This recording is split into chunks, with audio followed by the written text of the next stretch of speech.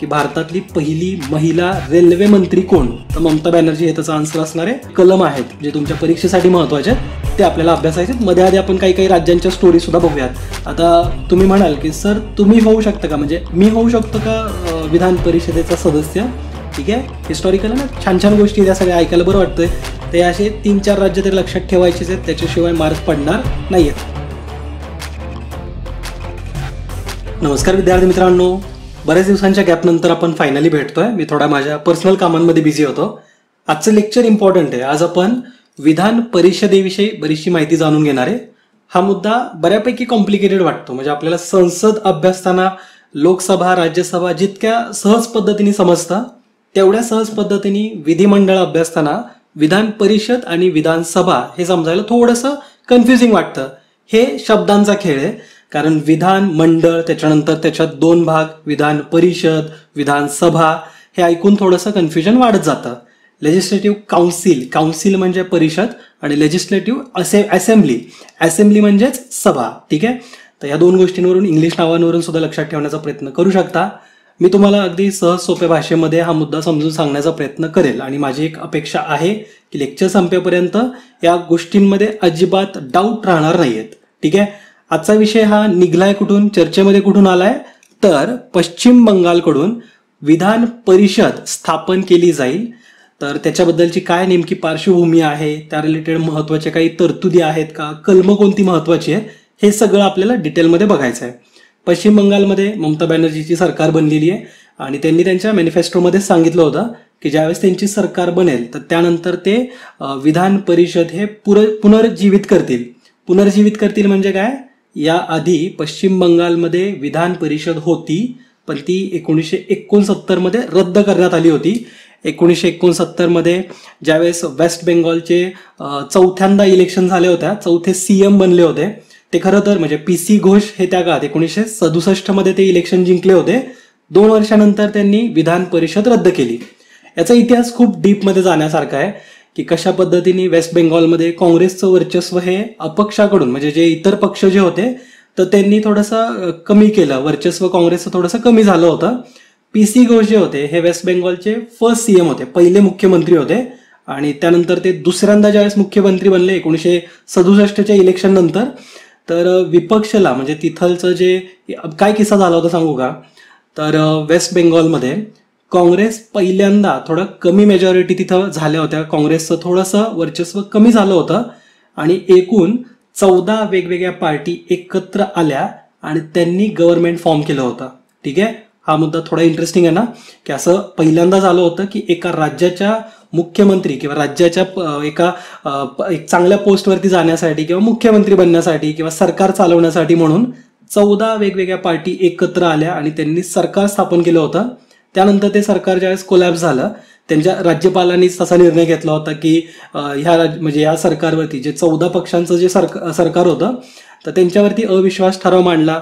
त्यानंतर मग जे काँग्रेस होतं त्यांनी परत एकदा तुम्हीच मुख्यमंत्री पद घ्या असं एक राज्यपालांकडून त्यांना आदेश देण्यात आला होता. आणि त्याच्यानंतर ज्यावेळेस PC घोष हे पुन्हा एकदा मुख्यमंत्री बनले, त्यांनी पहिलं काम ते केलं की राज्यामधली विधान परिषद रद्द केली होती. त्यानंतर पासून ते आत्तापर्यंत वेस्ट बेंगॉल राज्यामध्ये विधान परिषद नव्हती आणि फायनली आता ममता बॅनर्जी यांची सरकार आल्यानंतर त्यांनी हा निर्णय घेतलाय की आता वेस्ट बेंगॉलमध्ये विधान परिषद सुद्धा असणार आहे. विधान परिषद विधानसभा काय असतं, तर सगळ्यात सोपं आहे. एक संसद जशी प्रणाली आपल्या केंद्रापासून संपूर्ण देशात लागू करण्यात येते ना, म्हणजे जसं केंद्रामध्ये संसद असते, संसदेचे 3 घटक आहेत, 3 अविभाज्य घटक आहेत. राष्ट्रपती प्रमुख घटक, त्याच्यानंतर 2 जे घटक आहेत ते म्हणजे एक राज्यसभा आणि लोकसभा. आपण उल्लेख करताना कधी पण पहिल्यांदा राज्यसभा हा उल्लेख करतो. ठीक आहे, तर यालाच अप्पर हाऊस असं म्हटलं जातं आणि लोकसभा जे असतं तर त्याला आपण लोअर हाऊस म्हणतो. उल्लेख करताना कुठल्याही बुकमध्ये तुम्ही बघाल तर पहिल्यांदा राज्यसभेचा उल्लेख केला जातो आणि त्याच्यानंतर लोकसभेचा. तसंच काहीतरी तुम्ही केंद्रातलं जे स्ट्रक्चर आहे तर ते प्रत्येक राज्यामध्ये सुद्धा इंडिव्हिज्युअली असावं, अशा प्रकारचं आपलं संविधान आहे. आपण बायकॅमरल प्रकारची जी काही संरचना आहे केंद्रातली आणि राज्यांमधली तर ती सिमिलर राहावी, सारखी राहावी, अशा प्रकारची तरतूद आपल्या घटनेमध्ये केली आहे. ठीक आहे, आणि मग त्यानुसार आपल्या प्रत्येक राज्यांमध्ये विधानसभा त्यानंतर राज्यपाल आणि विधान परिषद अशी असावी, किंवा विधान परिषद एक ऑप्शनल ठेवलेलं आहे. तर राज्यांकडं ते विधान परिषद फॉर्म करायची की नाही, अस्तित्वात आणायची की नाही, हे राज्यांवरती सोपवलेलं आहे. ठीक आहे. पण प्रत्येक राज्यामध्ये राज्यपाल आणि विधानसभा हे 2 घटक तुम्हाला दिसतील, जे त्या राज्याची विधिमंडळ कंप्लीट करत आहे. ठीक आहे. आणि राज्यांकडे तो ऑप्शन आहे की तुम्ही विधान परिषद सुद्धा अस्तित्वात आणू शकता. देशामध्ये फक्त आतापर्यंत 5+1 अशाच राज्यांमध्ये सध्या विधान परिषद अस्तित्वात आहे.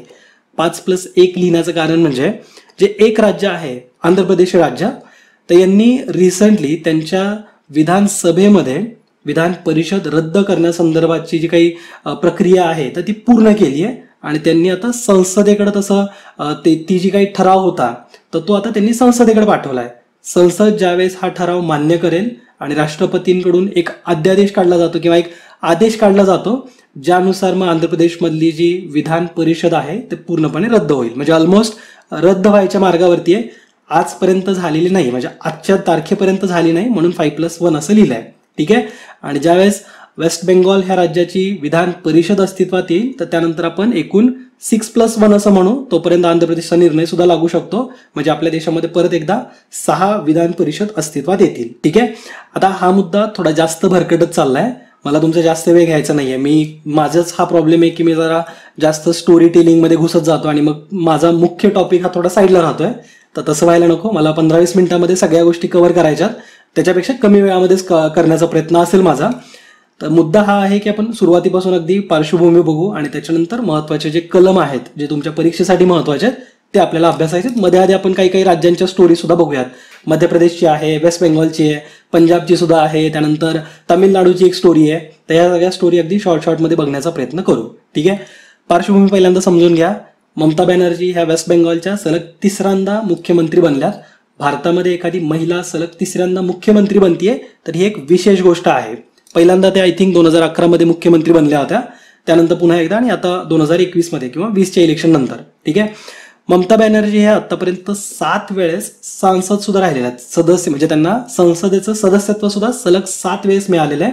इव्हन ममता बॅनर्जी ह्या अटल बिहारी वाजपेयी यांची ज्यावेळेस सरकार होती त्या सरकारमध्ये रेल्वे मंत्री सुद्धा होत्या.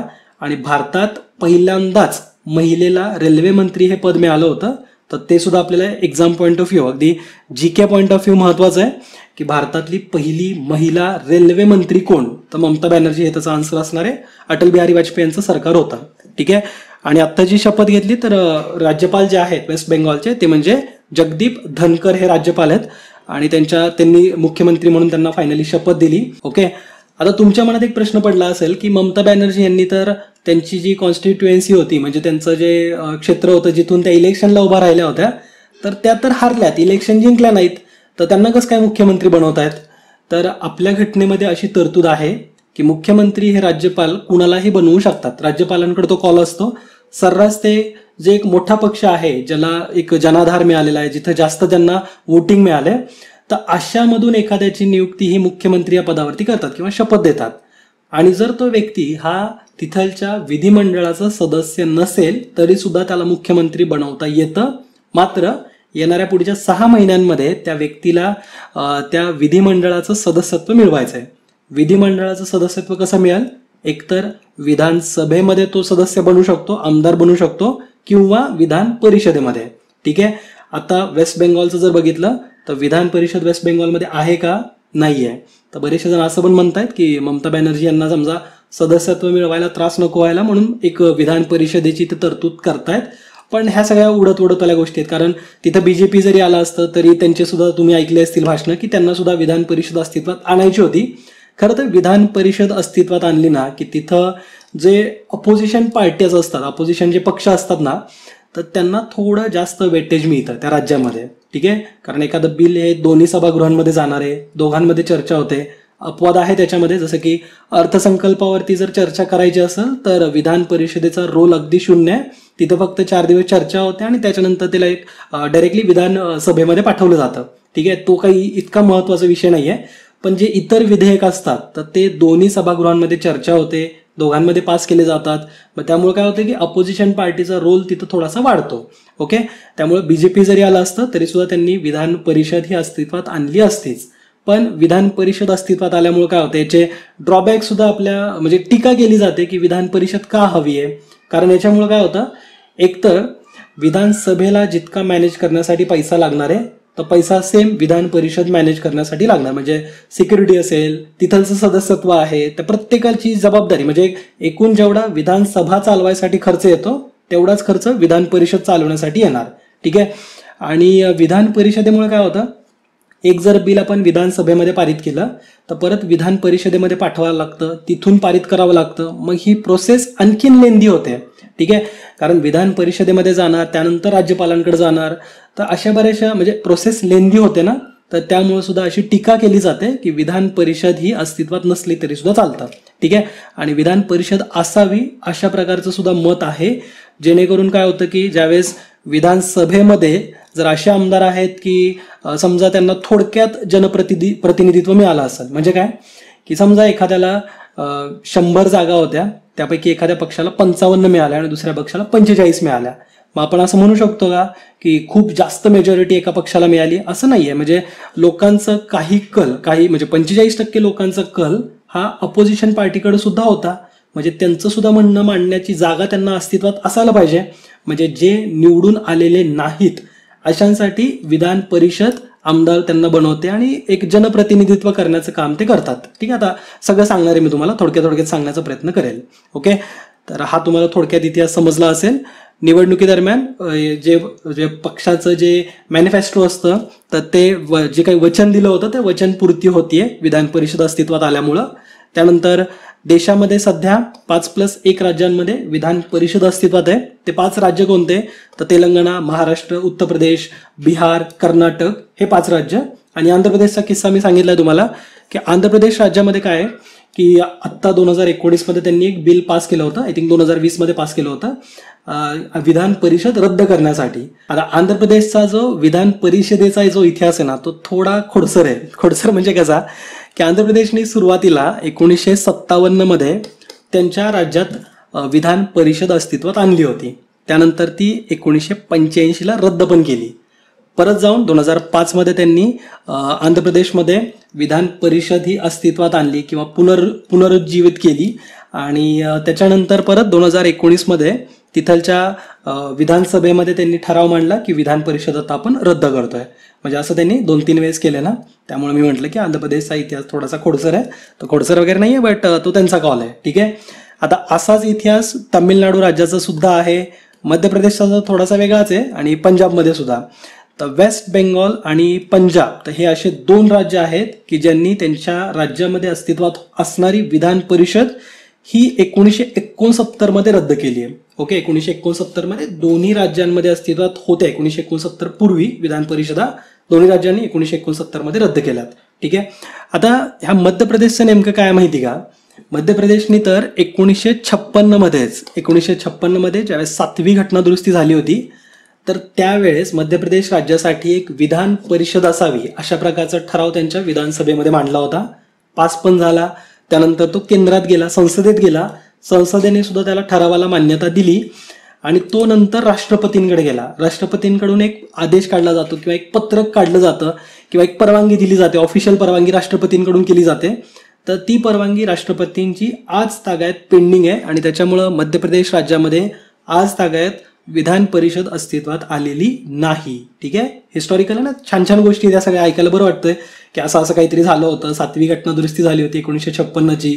त्यानंतर मध्य प्रदेशमध्ये मग ते अस्तित्वात आणायचं होतं आणि मग शेवटी राष्ट्रपती आहेत तर त्यांच्याकडून परिपत्रकच अजून जारी केलेलं नाहीये. ठीक आहे. तामिळनाडूचा पण एक असाच इंटरेस्टिंग किस्सा आहे. तामिळनाडूमध्ये 1986च्या दरम्यान ऑलरेडी विधान परिषद अस्तित्वात होती. 86 पर्यंत होती. 86 ला त्यांनी रद्द केली. त्यानंतर काय झालं, 2000 आय थिंक 5च्या दरम्यान 2005 मध्ये त्यांनी विधानसभेमध्ये विधान परिषद अस्तित्वात आणायची असा ठराव मांडला, पास केला. तो संसदेकडे पाठवला. संसदेने 2010 मध्ये 2005 नसावं 2010 असेल. तुम्ही इयर एकदा चेक करून घ्या. इयर एक्झाम मध्ये नाहीत विचारणार. आता मी ते रिकॉल करण्याचा प्रयत्न करतोय पण आठवत नाहीये. ठीक आहे. 2010 मे बी आहे ते. तर तामिळनाडूने काय केलं की 2010 मध्ये संसदेकडे पण ठराव जो पास केलेला होता तो पाठवला. संसदेकडून सुद्धा त्या ठरावाला मान्यता देण्यात आली आणि ज्यावेळेस ठराव हा तामिळनाडूच्या विधानसभेमध्ये आला की आता फायनली विधान परिषद तुम्ही अस्तित्वात आणायचे, तो मान्य केलेला ठराव विधानसभेमध्ये आला. तर ऑलरेडी त्या दरम्यान तामिळनाडूमध्ये त्यांनी ठराव हा मान्य करायचा नाही अशा प्रकारचा ठराव अजून एकदा पास करून घेतला. म्हणजे काय की आपण विधान परिषद अस्तित्वात आणायची नाहीये, जर अस्तित्वात येण्याचा ठराव संसदेकडून येत असेल तर आधीच आपण तो अमान्य करतोय असा ठराव ऑलरेडी तामिळनाडू राज्याकडून आधीच पारित करण्यात आला होता. आणि त्याच्यानंतर 2011च्या दरम्यानच मग तामिळनाडूमध्ये काही विधान परिषद अस्तित्वात आलेली नाही, संसदेकडून त्यांना सुद्धा परवानगी मिळाली होती. हे मी स्टोरी का सांगतोय, कारण तुम्हाला दोन गोष्टींचं रिलेशन समजावं. एक म्हणजे विधानसभा आणि दुसरं म्हणजे संसद. विधानसभेमधून 2/3 या बहुमताचा वापर करून एखादा ठराव मान्य करावा लागतो. म्हणजे काय, विधानसभेमध्ये जे आमदार आहेत तर ते आमदार ठरवतात की आपण एखादी विधान परिषद आपल्या राज्यामध्ये आणायची आहे की नाही. त्याच्यासाठी एक ठराव मांडला जातो. ठराव मांडल्यानंतर तो ठराव 2/3 बहुमताने जर पारित झाला तरच तो ठराव संसदेकडे जातो. ठीक आहे, संसदेकडे ठराव गेलाय तर संसदेकडं 2/3 बहुमत वगैरे लागत नाही. संसदेमध्ये अगदी साधं बहुमत लागतं आणि साध्या बहुमताच्या माध्यमातून तो ठराव पास होऊन जातो आणि त्या राज्यामध्ये विधान परिषद अस्तित्वात आणायची की नाही हा निर्णय घेतला जातो. सेम हे आय थिंक 169 या कलमामध्ये दिलेलं आहे की त्या राज्यासाठी विधान परिषद अस्तित्वात आणायची आहे, स्थापना करायची आहे की नष्ट करायची आहे, या संदर्भाचं कलम 169 आहे. कलम 168 जे आहे तर आपल्या प्रत्येक राज्यामध्ये विधान मंडळ असणारे, ते राज्यपाल, विधानसभा आणि विधान परिषद किंवा विधान परिषद म्हणू शकता. काही राज्यांमध्ये विधान परिषद आहेत जे आपण ऑलरेडी बघितलं, 6 राज्यांमध्ये आहेत ना, 5+1. जम्मू काश्मीरचं काय झालंय, जम्मू काश्मीर राज्य असताना विधान परिषद अस्तित्वात होती आणि जम्मू काश्मीरमध्ये 36 सदस्य त्यांच्या विधान परिषदेमध्ये होते. ठीक आहे, विधान परिषदेचा एक क्रायटेरिया आहे की प्रत्येक राज्यासाठी मिनिमम 40 सदस्य एक संख्या ठरवण्यात आली आहे की मिनिमम 40 सदस्य असले पाहिजेत विधान परिषदेमध्ये. मॅक्झिमम किती असतील बरं, तर विधानसभेमध्ये जितके सदस्य आहेत त्यांच्या 1/3 तर एवढे सदस्य हे मॅक्झिमम असू शकतात विधान परिषदेमध्ये. नाही समजलं का तुम्हाला, मी अजून एकदा सोपं करून सांगतो. फॉर एक्झाम्पल, वेस्ट बेंगॉलमध्ये जर त्यांच्या सभेमध्ये, सभा म्हणतोय मी सरळ म्हणजे विधानसभा, ठीक आहे, तर समजा तिथं 300 सदस्य आहेत, 300 आमदार आहेत, तर जर त्यांना विधान परिषद आता ते फॉर्म करतायत, परिषद फॉर्म करतायत, काउन्सिल फॉर्म करतायत, तर त्या काउन्सिलमध्ये मॅक्झिमम 300 आमदारांच्या संख्येच्या तुलनेत त्यांच्या 1/3 सदस्य फक्त परिषदेमध्ये असू शकतात. 300च्या 1/3 म्हणजे 100. ठीक आहे, तर मॅक्झिमम 100 सदस्य विधान परिषदेमध्ये असू शकतील आणि तिथं जी मिनिमम संख्या आहे तर ती आपण बघितली ऑलरेडी 40 आहे. जम्मू काश्मीर हा फक्त अपवाद होता. जम्मू काश्मीरमध्ये ज्यावेळेस जम्मू काश्मीरची विधान परिषद अस्तित्वात होती तर तिथं मिनिमम नंबर हा 36 होता, म्हणजे तिथे एकूण 36 सदस्य विधान परिषदेमध्ये होते. ठीक आहे, जम्मू काश्मीरचं काय झालं, राज्याचं रूपांतर म्हणजे तुम्ही बघितलं असेल एका निर्णयातून राज्याचं रूपांतर हे नंतर युनियन टेरिटरीमध्ये करण्यात आलं, केंद्रशासित प्रदेशामध्ये जम्मू आणि लडाख. ठीक आहे, तर 2 वेगवेगळे केंद्रशासित प्रदेश बनलेत सध्या तरी आणि ते टेम्पररी स्टेटस आहे. मी विजन स्टडीच्या लेक्चरमध्ये त्याच्याबद्दल थोडं बोललेलो आहे, इथं पब्लिकली नाही बोलणार. तर जम्मू काश्मीरचा एक 2019चा कायदा आहे, जम्मू काश्मीर रिऑर्गनायझेशन ऍक्ट 2019. या ऍक्टच्या अंतर्गत जम्मू काश्मीर हे युनियन टेरिटरी बनलं आणि तिथलची विधान परिषद ही रद्द झालेली आहे. ठीक आहे, तर हा पूर्ण थोडक्यात मी इतिहास सांगितलाय, बरा थोडा जास्तच वेळ गेला, पण ठीक आहे. आता घटनेतल्या महत्वाच्या तरतुदी आपण बघू. विधान परिषद निर्माण करण्यासाठी संबंधित राज्याच्या विधानसभेमध्ये हजर राहून आणि जे मतदान करतील यांच्या 2/3 लोकांकडून मेजॉरिटीने ठराव पास झाला पाहिजे आणि त्याच्यानंतर तो ठराव संसदेमध्ये साध्या बहुमताने पारित करणं गरजेचं आहे. त्यानंतर त्या राज्यात विधान परिषद अस्तित्वात येऊ शकते. ठीक आहे, निर्माण करायची, नष्ट करायची या संदर्भात प्रोसेस काय, तर सेम राज्याच्या विधानसभेमध्ये बहुमताने तो ठराव पारित करावा लागतो, संसदेकडे जातो, संसद त्याला मान्यता द्यायची की नाही साध्या बहुमताने ठरवते. पण आता प्रत्येक राज्यामध्ये असं जर काही विधान परिषद अस्तित्वात आणली, रद्द केली, म्हणजे स्थापना केली, रद्द केली, तर ही घटनेतली 368 कलमचा वापर करून घटनेतला बदल किंवा घटनेशी संबंधित तरतूद केलेली आहे, घटना दुरुस्ती केलेली आहे असं कन्सिडर होणार आहे का, तर असं होणार नाहीये. ओके, म्हणजे जे काही राज्यांमध्ये आता समजा वेस्ट बेंगॉलमध्ये विधान परिषद अस्तित्वात आली तर ती घटनेतला बदल आहे, घटना दुरुस्ती 368चा वापर करून केली आहे असं कन्सिडर होणार नाहीये. हा मुद्दा महत्वाचा आहे. आयोग आपल्याला अशाच विचित्र गोष्टींवरती क्वेश्चन विचारतो. ठीक आहे. आणि जो विधानसभेचा निर्णय असतो ना, तर तो संसदेला बंधनकारक नाहीये. विधानसभेमध्ये भलेही 2/3 बहुमताने जरी ठराव मान्य केला तरी संसद मान्यता देईल असं नाहीये. जर वेस्ट बेंगॉलचा जर विचार केला, समजा 2/3 मतदानाने तिथून पास झाला ठराव, तर केंद्रामध्ये येईल. केंद्रामध्ये मग संसदेत निर्णय घेतला जाईल की तो ठराव मान्य करायचा आहे की नाही. विधानसभेतला निर्णय हा संसदेला बंधनकारक नाही. संसदेकडं वरचा हक्क आहे थोडासा. ओके. आणि 368 या कलमच्या अंतर्गत ती घटना दुरुस्ती कन्सिडर होणार नाही. ओके. हा महत्वाचा मुद्दा आहे. याच्यावरती आयोग क्वेश्चन विचारेल. ओके. आणखीन महत्वाचं म्हणजे संसद राज्यातील राज्य विधानसभेच्या शिफारशींवरून सुद्धा विधान परिषद रद्द करू शकते. तर हा सुद्धा मुद्दा तुम्ही लक्षात ठेवू शकता. हे सगळ्या तरतुदी आपल्याला कलम 169 मध्ये दिल्यात. ठीक आहे. थोडंसं आता आपण पुढे जाऊयात. विधान परिषदेची रचना. विधान परिषदेची रचना नेमकी कशी आहे, रचना म्हणजे काय, आणि विधान परिषदेची रचना बघण्यापूर्वी विधानसभेची रचना पण माहिती असणं गरजेचं आहे ना. तर थोडं आपण कंपॅरिझन करू. सभा म्हणजे विधानसभा आणि परिषद म्हणजे विधान परिषद. ठीक आहे. दोन गोष्टी आपण बघतोय.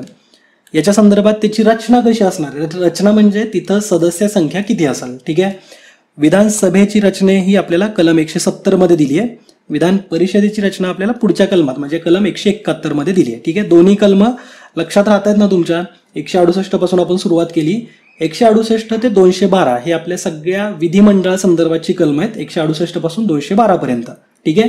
तर हा कलमांचा गट पण लक्षात ठेवला पाहिजे. तो आपल्या भाग 6 मध्ये येतो, ते पण विसरायचं नाही. 168 ते ऑलमोस्ट 172-73 फक्त लक्षात ठेवा. पुढची कलम लक्षात ठेवली नाही तरी चालतील. महत्वाची कलम आपण या लेक्चरमध्ये ज्याचा उल्लेख करणार आहे ना, त्याची सुद्धा रिव्हिजन येणाऱ्या काही मिनिटांमध्ये आपण करू. ठीक आहे. तर विधानसभेची रचना पहिल्यांदा समजून घ्या. इथं मॅक्झिमम नंबर असतो 500. ठीक आहे. आणि हा नंबर हा एकूण लोकसंख्येच्या तुलनात्मक आहे आणि ती दर काही वर्षानंतर लोकसंख्येचं अनालिसिस करून दर काही वर्षानंतर ती वाढत नेलेली आहे. आणि आता जी फायनली 500 सदस्य संख्या जी ठरवली ती 2024 पर्यंत असणार आहे. ओके. सगळ्यात जास्त सध्या उत्तर प्रदेशमध्ये आहेत 403.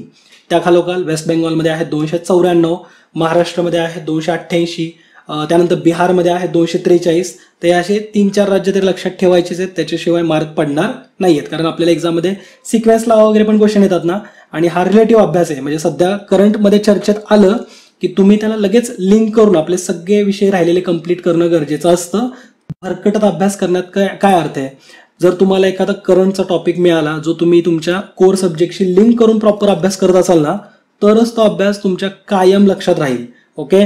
जर तुम्ही तात्पुरता अभ्यास करताय, एखादा चॅप्टर आज घेतला, पॉलिटीचा वाचला आणि मग तो तिथंच त्याच्या नोट्स तिथंच राहिल्या, परत जॉग्राफी सुरू केला, तेच वाचत चाललाय, हिस्ट्री चालू केला, असं नका करू. एकदा फर्स्ट रिडिंग सगळ्या विषयांचं झालं ना, त्यानंतर जे करंट विषय चर्चेमध्ये येतात ते आपल्या कोर सब्जेक्टशी लिंक करत करत अभ्यास करायचा असतो. कोरची लिंक केला तर मग हा विषय आपण आज विधान परिषदेशी लिंक केलाय, तर त्या रिलेटेड सगळी इन्फॉर्मेशन रिकॉल झाली पाहिजे. जसं की मग हायएस्ट नंबर विधानसभेचा कोणत्या राज्यात आहे, तर तो उत्तर प्रदेशमध्ये आहे. 403 सदस्य आहेत. महाराष्ट्रात 288 आहेत. वेस्ट बेंगॉलमध्ये 294 आहेत. बिहारमध्ये 243 सदस्य संख्या आहे. मॅक्झिमम पहिले 4 राज्य तरी ऍटलिस्ट पाठच पाहिजेत. ठीक आहे. त्यानंतर कमीत कमी सदस्य संख्या ही त्या पर्टिक्युलर राज्यासाठी 60 असू शकते विधानसभेसाठी. ठीक आहे. विधान परिषदेसाठी आपण बघितलं ना की कमीत कमी 40 सदस्य असायलाच पाहिजेत. त्याच्यामध्ये जम्मू आणि काश्मीर हा अपवाद आहे, तिथं 36 सदस्य संख्या आपल्याला दिलेली आहे. ठीक आहे. आणि मॅक्झिमम सदस्य संख्या ही विधान परिषदेसाठी किती असणार आहे, तर विधानसभेच्या तुलनेमध्ये 1/3. म्हणजे काय की समजा आता वेस्ट बेंगॉलमध्ये आपण बघितलं ना की 294 सदस्य संख्या आहे. एक्झाम्पल मी आधी पण दिलं होतं, 300 पकडला होता. 100 पेक्षा जास्त सदस्य नको. 294 मध्ये किती होईल ते, तर 1/3 करायचं, भाग घालवायचा, तर भाग जाईल. 3 9 27, 2 राहिले, 3 8 24, म्हणजे 98 पेक्षा जास्त सदस्य संख्या ही विधान परिषदेमध्ये नसणार आहे. ठीक आहे. नसायलाच पाहिजे. ओके. तर अशा प्रकारच्या तरतुदी आपल्याला 171, 170 मध्ये दिलेल्या आहेत.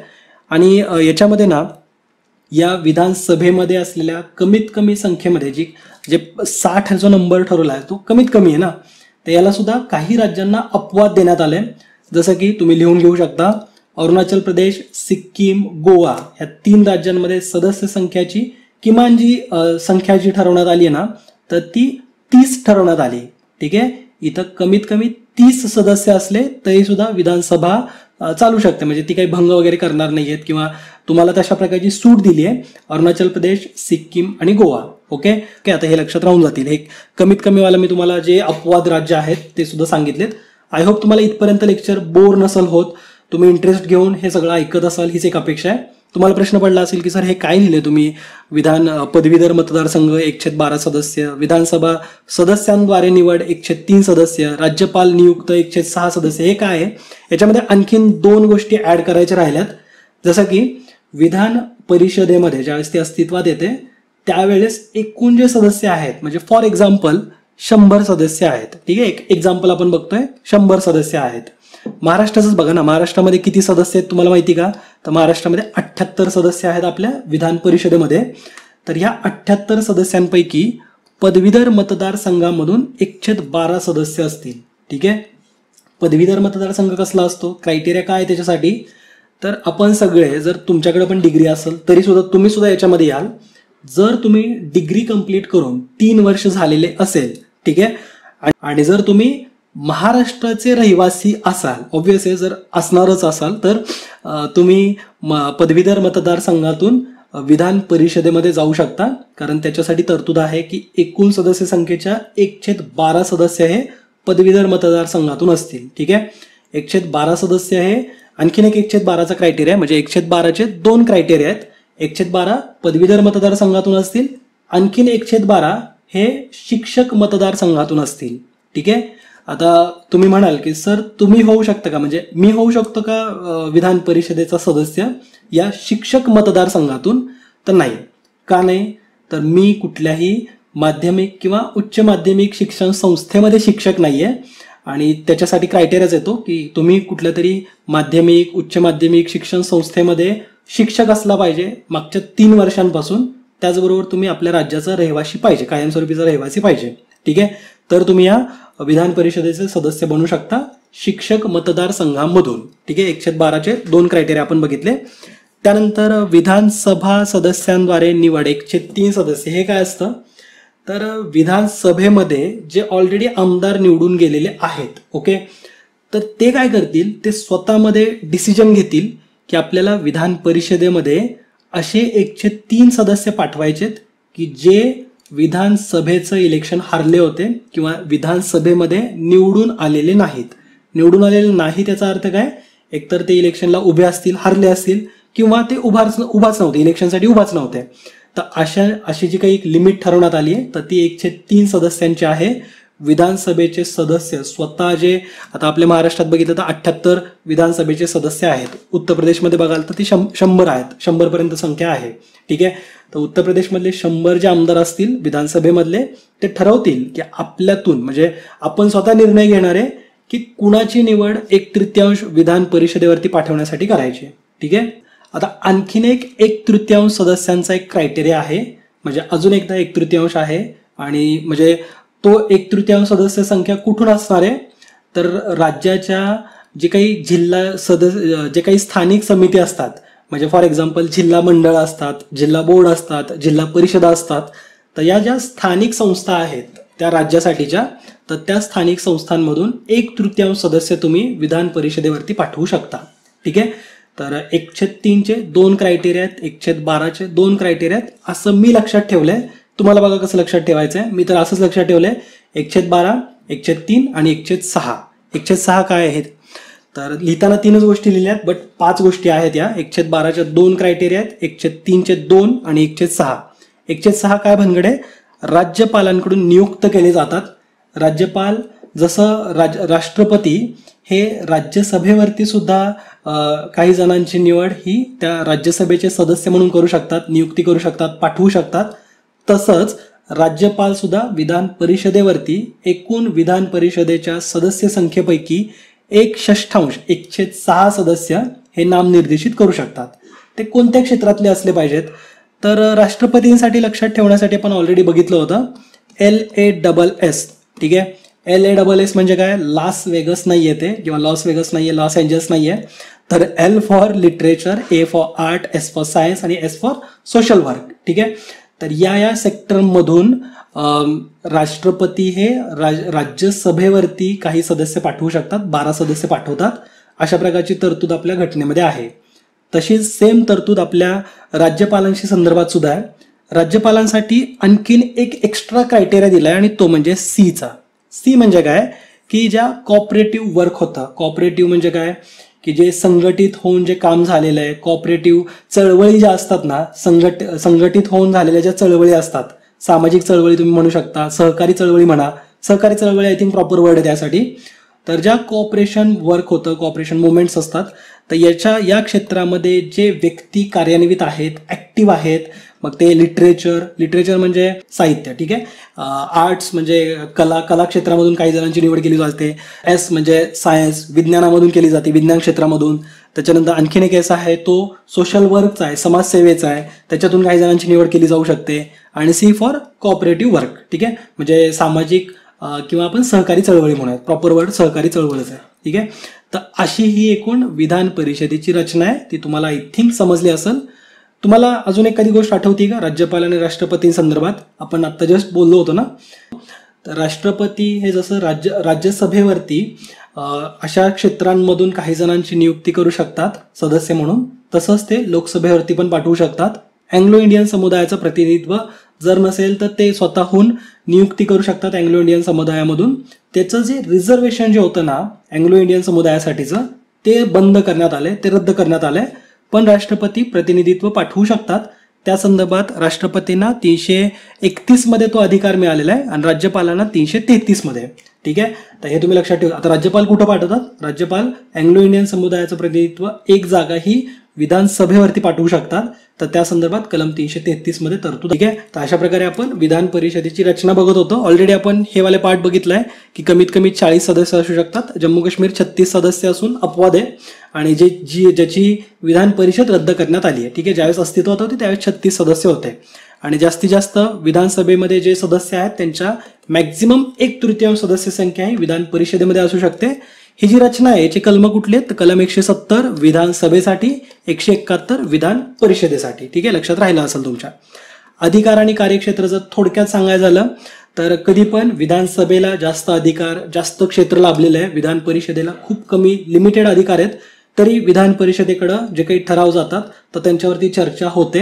खास करून जे ठराव लक्षात ठेवायचे ना किंवा जे बिल असतात ते लक्षात ठेवायचे. जसं की अर्थसंकल्पाबाबत लक्षात ठेवा की विधान परिषदेमध्ये अर्थसंकल्पावरती मतदान होत नाही. अर्थसंकल्पावरती फक्त 3-4 दिवस चर्चा होते. त्याच्या पलीकडं मतदान वगैरे अर्थसंकल्पावरती विधान परिषदेमध्ये होत नाही. ओके, हा मुद्दा लक्षात ठेवायचा आहे. आयोग नेहमी अपवादावरती क्वेश्चन विचारतो. अपवाद शोधायचे, अपवादावरती तुम्हाला प्रत्येक वेळेस क्वेश्चन आलेला दिसतो. असा सुद्धा तुम्ही मुद्दा लक्षात ठेवा. जरी आपण हे सगळं सदस्य संख्या ही जरी बघितली, म्हणजे जसं रचना आपण बघितली ना 500, त्याच्यानंतर लिमिट सेट केली आहे 60, त्यानंतर विधान परिषदेमध्ये 1/3 लिमिट मिनिमम सेट केलेली आहे 40.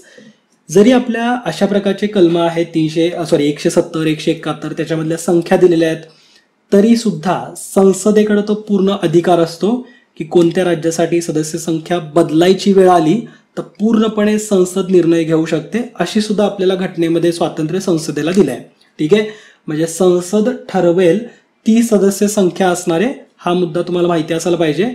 याच बारीक मुद्द्यावरती आयोग आपल्याला क्वेश्चन विचारेल, ठीक आहे. एक्झॅक्ट तर तुम्ही वाचलेलं असतं आणि सगळ्यांच्या लक्षात आहे, माझ्या पण लक्षात आहे, तुमच्या पण लक्षात असणार आहे. या मुद्द्यांवरती आयोग क्वेश्चन विचारणार नाही.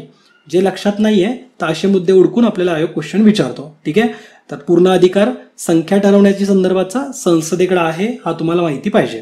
ओके, पुढचा पॉईंट आहे की आपल्याला काही महत्वाची कलमं बघायची. इथे ऍक्च्युली लिहिलेली नाही आहेत कारण ऑलरेडी आपण लेक्चरमध्ये खूप वेळेस उल्लेख केलाय. 168 पासून आपण सुरुवात केली होती की प्रत्येक राज्यामध्ये विधानमंडळ असावं, विधिमंडळ असावं, अशी तरतूद त्या विधिमंडळासंदर्भाची 168 मध्ये दिली आहे. 169 मध्ये राज्यामध्ये जी विधान परिषद आहे तर ती अस्तित्वात आणायची किंवा रद्द करायची या संदर्भाची सगळी तरतूद 169 मध्ये आहे. 170 आपण बघितलं ज्यामध्ये विधानसभेची रचना दिली आहे. 171 मध्ये विधान परिषदेची रचना दिली आहे. त्यानंतर बघता बघता आपण 331 आणि 333 पर्यंत पण पोहोचलो होतो. तर ही कलमं सगळी लक्षात ठेवण्याचा प्रयत्न करा. आज आपण मोजकाच उल्लेख केलाय पण लेक्चर खूप लेंदी होऊन गेलेले ऑलरेडी. आणखीन खूप डिटेलमध्ये जाण्यासारखं बरंचसं काही असतं आणि जे आपले विजन स्टडीच्या लेक्चर्समध्ये मी खूप डिटेलमध्ये जाण्याचा प्रयत्न करतो. तिथं तुम्ही बोर पण होत असाल बऱ्याचशा वेळेस, पण ठीक आहे. आता तेवढी सगळी माहिती जी एक्झामसाठी महत्त्वाची असते ती सगळी कव्हर करण्याचा प्रयत्न केलेला असतोच. ठीक आहे. तर या लेक्चरच्या माध्यमातून तुमच्यापर्यंत एक संवाद साधायचा होता. तो आय थिंक तुम्हाला समजला सुद्धा असेल. लेक्चर खूप मोठं केलंय मी चुकून, तर इथून पुढं मी नक्कीच असा प्रयत्न करेल की लेक्चर छोटा ठेवण्याचा, कारण जास्त तुम्हाला बोर व्हायला नको, जास्त वेळ तुमचा जायला नको. तर या लेक्चरच्या माध्यमातून तुमची इथंच रजा घेतो. पुढच्या वेळेस सुद्धा लवकरात लवकर भेटण्याचा प्रयत्न करू. थोड्या पर्सनल कामांमध्ये बिझी आहे आणि त्यामुळं थोडा वेळ लागतोय, बऱ्याचशा गोष्टी सॉर्ट आऊट करतोय.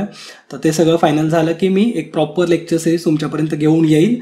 याच्या व्यतिरिक्त विजन स्टडीवरती ना, विजन स्टडीच्या ॲपमध्ये आपण जी फास्ट ट्रॅक बॅच कंडक्ट करतोय, फास्ट ट्रॅक संयुक्त गट बची आणि फास्ट ट्रॅक बॅच 1 आणि 2, तर त्याच्यामध्ये हिस्ट्री आता मी परत एकदा चालू करतोय. हिस्ट्रीचे लेक्चर्स हे पूर्ण म्हणजे ब्रिटिश सरकारची स्थापनेपासून भारत स्वतंत्र झाला, मग महाराष्ट्राचं योगदान काय, महाराष्ट्रातले समाज सुधारक, ते हे सगळं कंप्लीट करण्याचा प्लॅन आहे. त्याचे लेक्चर्स मे बी मंडेपासून स्टार्ट होतील. तर मंडेपासून एक अप्रॉक्स मंडेपासून आपले लेक्चर इतिहासाचे परत एकदा स्टार्ट होतील. बाकी सगळे विषय ऑलमोस्ट कम्प्लीटच आहेत तिथं. इतिहासाचे सुद्धा आय थिंक 6-7 लेक्चर्स ऑलरेडी दिलेले आहेत आणि ते मॉडर्न हिस्ट्रीचे आहेत. बट आपण जो फॉर्मॅट ठरवला आहे फास्ट ट्रॅक बॅचमध्ये रिव्हिजन करतानाचा, तो क्वेश्चन आन्सरचा आयोगाने क्वेश्चन घेतलेले आणि ते आपण अभ्यासतोय. तर त्याचे लेक्चर्स हे तुम्हाला प्रॉबब्ली मंडेपासून स्टार्ट होतील. तर आणि या लेक्चरमधलं ना एक 172 कलम पण लक्षात ठेवा. सध्याच्या विधान परिषदेवाल्या लेक्चरमध्ये 172 कलम हे विधानसभेच्या कार्यकालाशी संबंधित आहे. विधानसभेचा कार्यकाल हा फिक्स असतो. विधानसभा जसं लोकसभा कोलॅप्स होते तशी विधानसभा कोलॅप्स होते. जशी राज्यसभा ही कोलॅप्स होत नाही, रद्द होत नाही, राज्यसभा त्याचा कार्यकाल संपत नाही, तसंच विधान परिषदेचा पण कार्यकाल संपत नाही. ठीक आहे. तर याच मुद्द्यासोबत तुमची इथंच रजा घेतो. भेटूत आपण येणार लेक्चरच्या माध्यमातून. जय हिंद, जय महाराष्ट्र. धन्यवाद.